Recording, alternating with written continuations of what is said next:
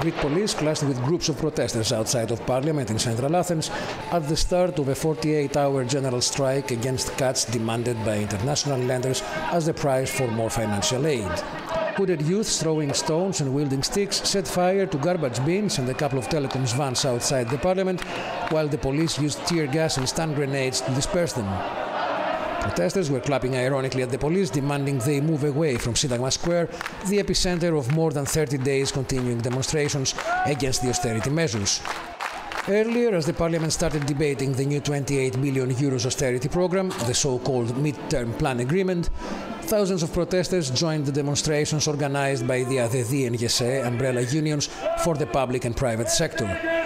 The Prime Minister George Papandreou has described the ratification of the programme as a patriotic duty for the governing Socialist PASOK party MPs. But for some of the protesters, the ratification or not of the agreement with Greece's lenders is not a matter of the Parliament, but of the Greek people themselves. We are not a movement, we are not a political party, we are just a very simple citizens' initiative, and we are asking for a referendum. We want something very democratic, very simple, a multiple referendum for many questions, like if the people want to go on with a memorandum as it is, or if the people want to make a new constitution and to change how are the things right now. If the MPs don't vote on Wednesday for the new agreement, the EU and the IMF say they will withhold 12 billion euros of loans, leading Greece to run out of money by the 12th of July.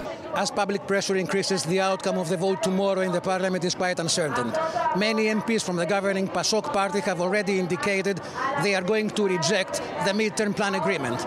And that would be catastrophic for the government itself, but also extremely worrying for the European Union and the IMF. Michael Kosmidis, Athens, Press TV.